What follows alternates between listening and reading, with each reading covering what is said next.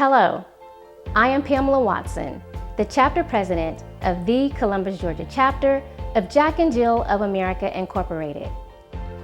April is Autism Awareness Month. Light it up blue. We are delighted to bring you conversation and educate you on autism spectrum disorder, also known as ASD. Also, to bring perspective into the life and journey of the Brundidge family, who is raising a vibrant and flourishing, intelligent, differently abled young man, Nick Brundidge. According to CDC, 1 in 44 children will be diagnosed with autism in the United States, according to 2018 data. In addition, 1 in 27 boys will be diagnosed with autism, and 1 out of 116 girls will be diagnosed with autism, leaving 4 times as much as boys being diagnosed with autism.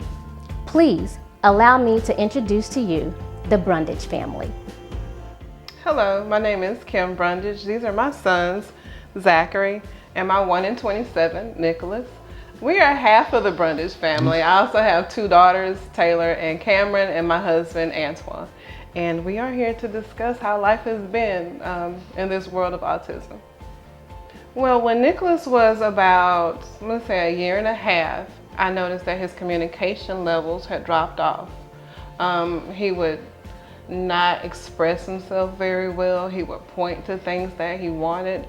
And I remember one particular instance when we were first married, first in our new apartment. I had him in the kitchen, our little kitchen, and he wanted something off the top of the refrigerator. So I was like, Nick, what do you want? What do you want? And he would just like point. He wouldn't express it. He couldn't tell me what it was that he wanted off the top of the refrigerator. So I made an appointment with his doctor, and I took him to the doctor, and I let her know that he really is not talking to me. He looks at me like he wants to tell me something, but he can't get it out. And she was like, oh, he just loves you. He just wants to say, he really just can't say it. And then she touched him and he screamed, and she was like, okay, we need to have him checked out. So that's what prompted us to get him tested to see exactly what was going on. I didn't know what autism, I knew about autism at that time, but I didn't really know what autism was because Nick did not fit that typical autistic child back 20 years ago. I would never have thought that he was autistic. He was not one that would spin. You know, that was what they would say autistic children like to spin on the floor. They are obsessed with certain things. He didn't fit that classical autism mold. So I was in a little bit of denial, but that instance happened, and then my aunt was like, I think he may be autistic. And that is what really prompted me to get him tested. At first, he was about 1.5 when we started the testing.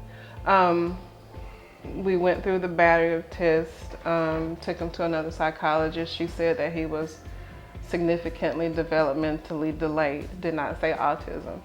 And so working with the doctor and working with the school district, we had him enrolled in 30th Avenue Preschool.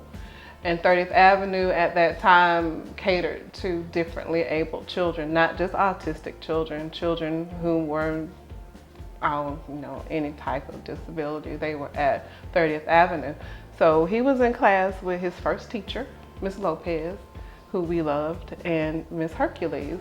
Miss Lopez noticed that Nicholas would do things like he could spell. He was 3 years old. He was spelling words that first graders could spell. And she was like, I really don't think he is significantly developmentally delayed. Let's see if it's autism. So she gave me inventories to fill out. The doctor filled out inventories. Ms. Lopez completed some inventories. We had everything evaluated by the school psychologist, and that's when we found out he was autistic. And at that time, he may have been 3.5. So it took about a 1.5 years for us to get the correct diagnosis for him. Having a support system was very important. Nicholas would not be where he is today if he did not have a support system that he had starting out at 30th Avenue Preschool.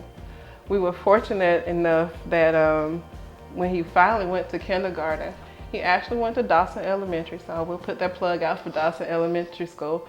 And his kindergarten teacher was actually my kindergarten teacher. And I don't think God could have made a better decision for him, stepped in at a better time for me in my life. So Miss Peterson was his teacher. She was my kindergarten teacher. And she actually remembered me when I walked in the classroom. So she worked with Nicholas. She noticed things about him. She didn't think Dawson was the best place for him. And she suggested that we work with River Road Elementary School. And at that time, River Road was starting an autism specialty classroom. And the teachers came out, they watched him, they observed him. Towards the end of the school year, they were like, we really would like to have Nicholas at River Road. So he went to River Road. He got the best support in the world from the physical therapist, the speech pathologist, his resource teachers, all the way up through elementary school, through middle school at Blacken Road. When he went to Shaw, we had the best support system. He wouldn't be the employed young man that he is today if we didn't have the support that we got from Shaw his senior year in high school. I mean, literally like 2 weeks before graduation, they called me and they was like, they said Nicholas could really benefit from going into Project Search. I was a little skeptical because they were telling me that would mean he would have to graduate in 2018. And I know Nick, and I was like, I don't think he's gonna accept walking next year in 2018. But they was like, no, we'll let him graduate. He'll go into this program and it's like a regular school year and he'll be finished in 2018. So we got him at Project Search with Miss Loretta Fuller as his teacher, and worked with TSIS for that year, doing different jobs at TSIS. And once he graduated, the best news ever to us at his graduation, best thing ever, was when they put that TSIS hat on his head at graduation and told him, welcome to TSIS. And they loved him, and that's where he's been for the last 4 years. Basically, I work with computers, then I have time. I work with computers, and then I have to destroy some things. Of course, yes, as a matter of fact, I do.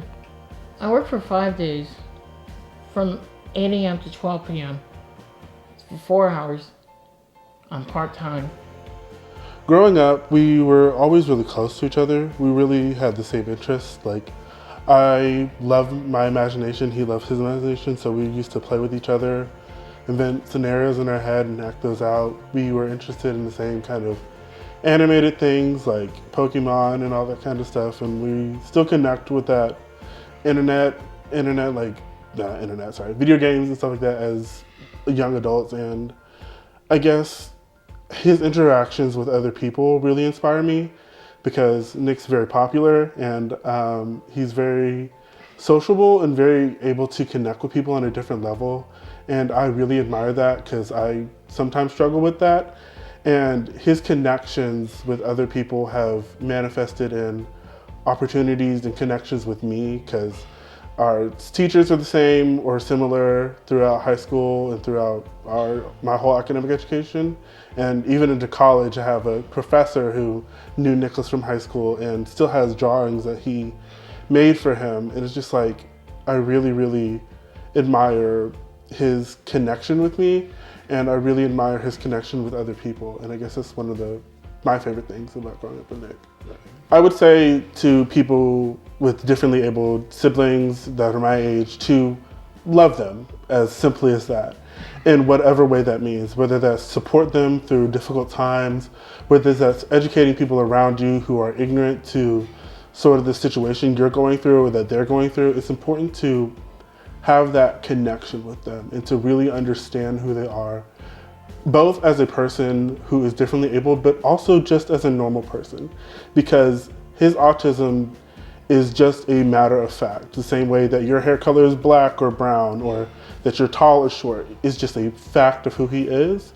And it doesn't change the way that I perceive him, and it shouldn't change the way that other people perceive him. And it shouldn't change the way that people communicate with their siblings. I take my time to educate myself on autism, and I really want to understand that it's not a disease, it's not a disease, and it's not something that's negative or a burden. I just want people to understand that love whoever's in your life, no matter what. And I think that's the most important thing I want for people to understand. Thanks.